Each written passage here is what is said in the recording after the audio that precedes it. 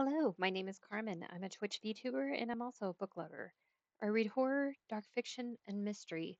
As always, I'm open to suggestions, so please post your recommendations in the comments.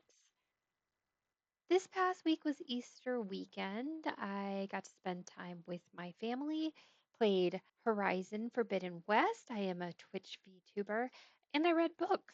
Unfortunately, this wasn't the best reading week, and I did have 3 DNFs. I have committed to DNFing books that I'm just not enjoying. There are so many great books out there. Keep in mind, reading is subjective. Sometimes I like something, you don't like it, and vice versa. The first book I DNF'd is Look Alive 25 by Janet Ivanovich. This is the 25th book in the Stephanie Plum series. Stephanie Plum is a bounty hunter for her cousin Vinny's bail bond agency.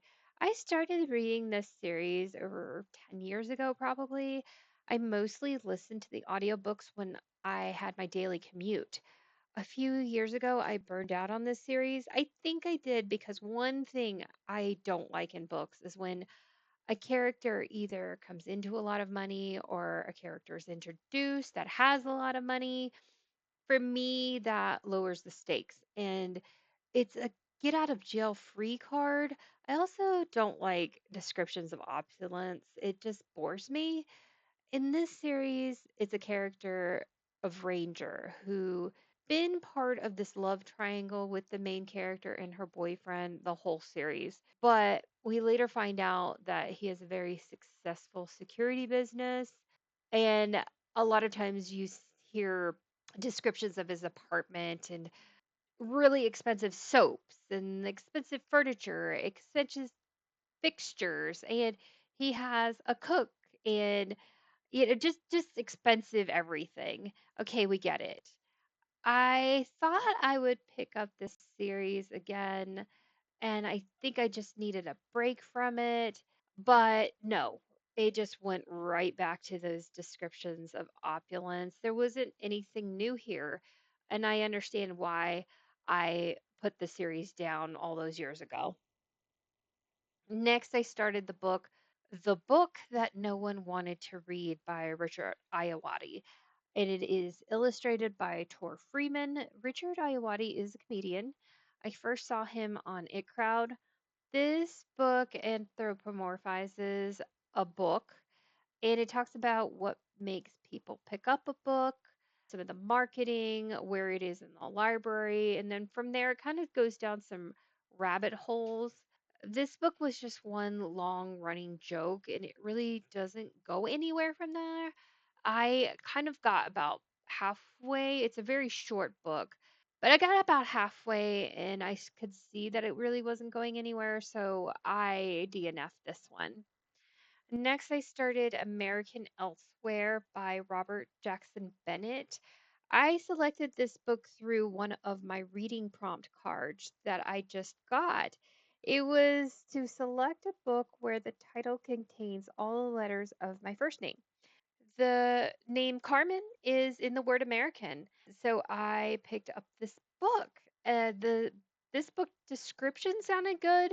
It seems to have a supernatural sci-fi element to it.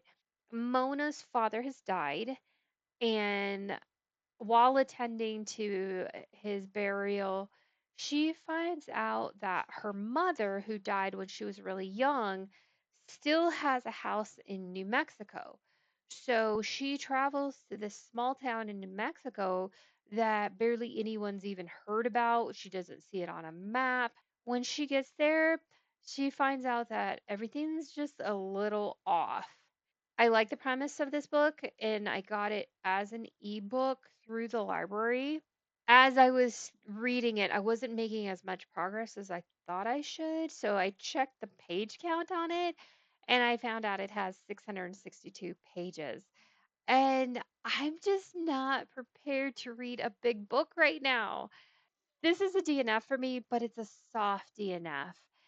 I think I will go back to it when I start reading some longer books. So right now, I really like the shorter 200-ish, 300-ish page books.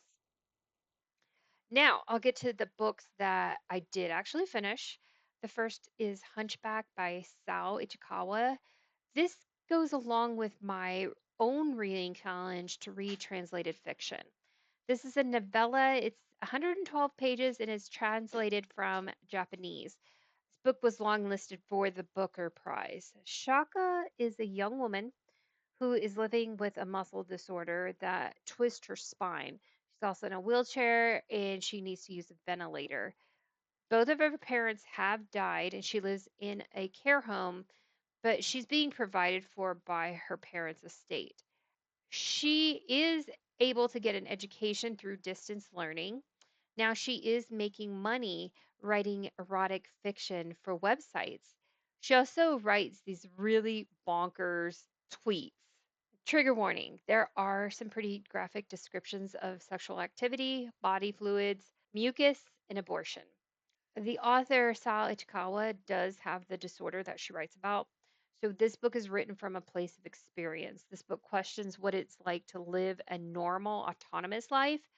I do appreciate that the author wrote about the day to day experiences, about chronic pain and the dangers that someone with this condition faces. And these are things that we don't even think about.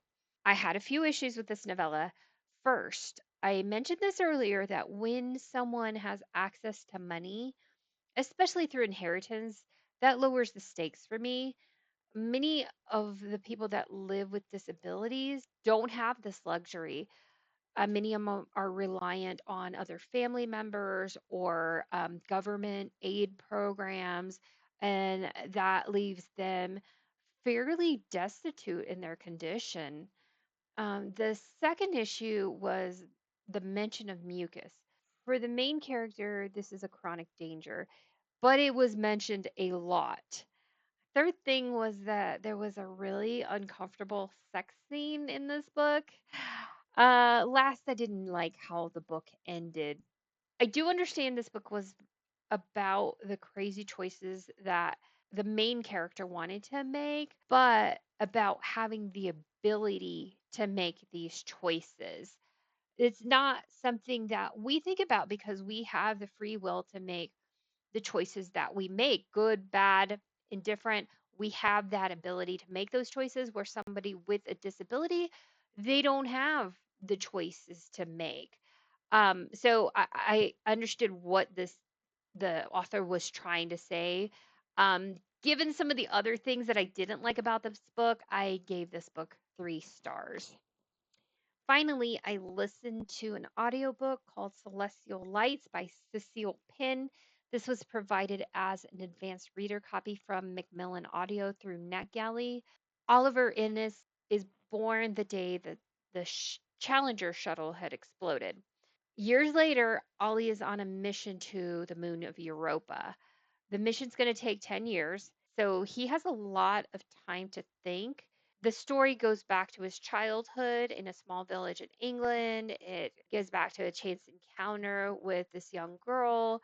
It talks about his childhood, and then it goes into the college years, about meeting these friends, and then it goes into, his career, what he's going to do next, about not going back to his hometown.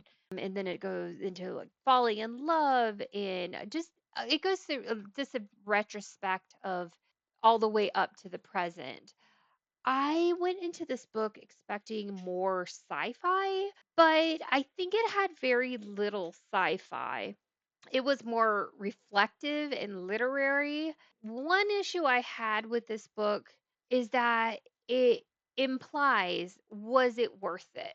Was it worth the whole career about being gone a lot, with the military career and then with doing some space work prior to this 10-year mission and then ultimately doing the 10-year mission?